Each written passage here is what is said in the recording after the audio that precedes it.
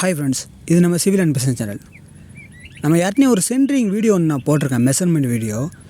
அதில் ஒரு நண்பர் நிறைய சென்ட்ரிங் வீடியோ போட்டிருப்பேன், சரிங்களா? அதை பார்க்கலாம் பாருங்கள். அதில் ஒரு நண்பர் ரூஃபை எப்படி மெஷர்மெண்ட் பண்ணுறது அப்படிங்கிற மாதிரி டவுட் கேட்டிருப்பாப்புல. ஸோ அதை பற்றி இந்த வீடியோவில் கொஞ்சம் டீட்டெயிலாக பார்ப்போம். வீடியோ ஸ்கிப் பண்ணாமல் பாருங்கள், கட்டாயம் இது உங்களுக்கு யூஸ்ஃபுல்லாக இருக்கும். வீடியோக்குள்ளே பார்க்க முன்னாடி நம்ம சிவில் அண்ட் பிஸ்னஸ் சேனல் மறக்காமல் சப்ஸ்கிரைப் பண்ணி இந்த பெல் ஐக்கானை கிளிக் பண்ணிடுங்க. வாங்க வீடியோக்குள்ளே போகலாம்.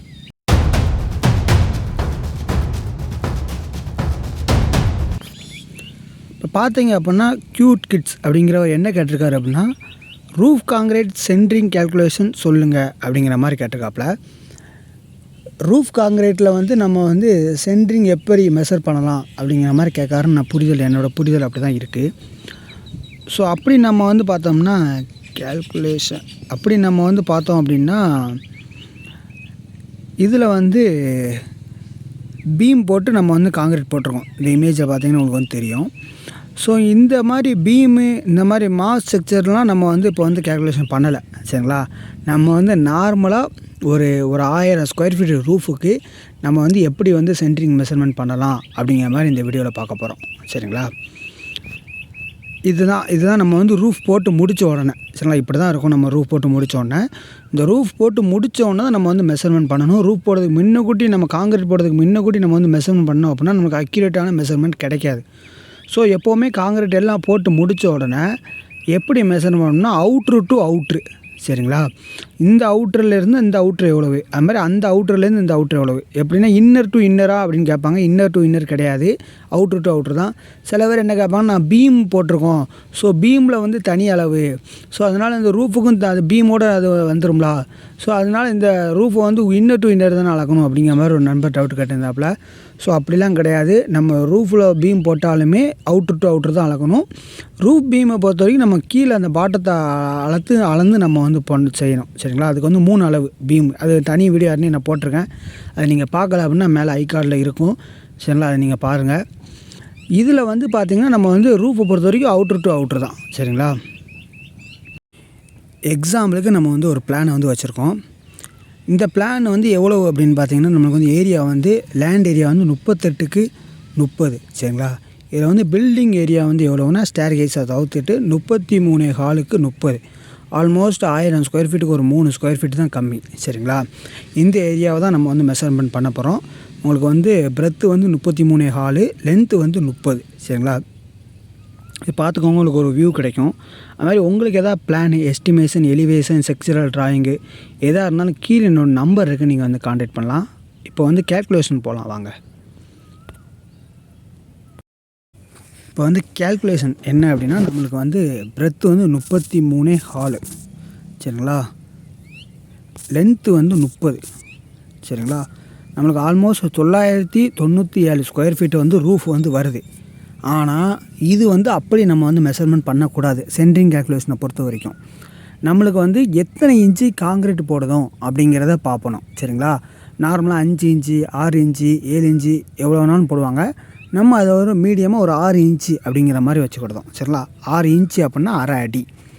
ஸோ அரை அடி அப்படின்னா உங்களுக்கு இப்போ 33 ஹால், உங்களுக்கு 2 சைட்லேயும் அரை அடி நம்ம காங்கிரீட் போடுவோம். ஸோ 2 சைடுக்கு அரை அடி அவங்களுக்கு சைடு கவர் வைப்பாங்க. ஸோ அப்போ 2 சைடும் அரை ப்ளஸ் அரை அப்படின்னு போட்டிங்கன்னா ஒரு அடி ஆயிடுது. அப்போ 34 ஹால், சரிங்களா? பிரெத் ஆயிடுது. அதே இது லென்த்து பார்த்திங்கன்னா அதே மாதிரி தான், அந்த பக்கம் அரை இந்த பக்கம் அரை அப்படின்னு பார்த்தீங்கன்னா அப்போ 30 31 ஆயிடுச்சு. ஸோ 34 ஹால் இன்ட்டு 31 அப்படின்னு போட்டோம் அப்படின்னா நம்மளுக்கு 1061 ஸ்கொயர் ஃபீட்டு நம்மளுக்கு வருது, சரிங்களா? இதுதான் ரூஃப் கேல்குலேஷன் பண்ணதுக்கான மெத்தடு, சென்ட்ரிங் கேல்குலேஷனு. இதில் ஏகப்பட்ட மெத்தட் இருக்குது, சரிங்களா? இது ஒன் ஆஃப் த மெத்தட், அவ்வளோதான், சரிங்களா? ஏகப்பட்ட மெத்தட் இருக்குது. ஒவ்வொரு இடத்துக்கும் ஒவ்வொரு மெத்தட் கேல்குலேஷன் இருக்குது. அதுமாதிரி இந்த இடத்துக்கு இது டபுள் லேயர் போட்டால் ஒரு கேல்குலேஷன் இருக்குது, 2 வே போட்டால் ஒரு கேல்குலேஷன் இருக்குது, ஒன் வே போட்டால் ஒரு கேல்குலேஷன் இருக்குது. அது மாதிரி ஏகப்பட்ட டிஃபிகல்ட்டி இதில் இருக்குது. என்ன அப்படின்னா, இது ஆல்மோஸ்ட் நம்ம அந்த இதுதான் அளவு அப்படிங்கிறத விட அவங்களுக்கான உழைப்பு, அதுக்கான கூலியாக நம்ம அதை ஒரு கணக்கு பண்ணி நம்ம கொடுக்கும், அதுதான், சரிங்களா? இதில் வேறு ஒன்றுமே இல்லை. இதை எப்படிலாம் நம்ம இதே டபுள் லேயராக போட்டாங்கன்னா இந்த அளவு தானா அப்படின்னு கேட்டிங்கன்னா இல்லை. இது 2 வேஸில் அப்பா போட்டால் இந்த அளவு தானா அப்படின்னு கேட்டால் அதுவும் இல்லை, சரிங்களா? ஏன்னா அதெல்லாம் ஒர்க்கு ஹெவியாக இருக்கும். ஸோ அதெல்லாம் பார்த்துட்டு தான் இதை வந்து நம்ம வந்து தீர்மானிக்கணும் இந்த ஸ்கொயர் ஃபீட் எப்படி என்ன ஏதுங்கிறது. இது வந்து பார்த்திங்கன்னா ஒரு நார்மலாக ஒரு கால்குலேஷன் ஒரு 1000 ஸ்கொயர் ஃபீட்டு உள்ள வீட்டுக்கு நம்ம வந்து நார்மலாக ஒரு ரூஃபு போடணும் அப்படின்னா அதுக்கு வந்து இது பொருந்தும். சரிங்களா? இதே இது நீங்கள் வந்து ஓவராலாக ஸ்கொயர் ஃபீட் அதிகமாக உள்ளதோ, இல்லை ஒர்க் லோடு அதிகமாக உள்ளதோ, இல்லை ஃபஸ்ட் ஃப்ளோருக்கு அதிகமாக போகுது, இல்லை சன்சைடு வருது, சன்சைட்னா ரூஃபில் உங்களுக்கு வந்து கொஞ்சம் போர்ட்டிகோக்கு இழுக்கும், அந்த மாதிரி இருந்ததுன்னா இதெல்லாம் வந்து அடுத்து இதுக்கு வந்து தனித்தனி மெஷர்மெண்ட்ஸ் இருக்குது. சரிங்களா? அதனால் உங்களுக்கு ஏதோ ஒரு டவுட் இருக்குது அப்படின்னா, சென்ட்ரிங்கில் ஒரு டவுட் இருக்குது அப்படின்னா நீங்கள் தவறாமல் நம்மளுக்கு வந்து கீழே கான்டாக்ட் நம்பர் இருக்குது, நீங்கள் வந்து கான்டாக்ட் பண்ணலாம்.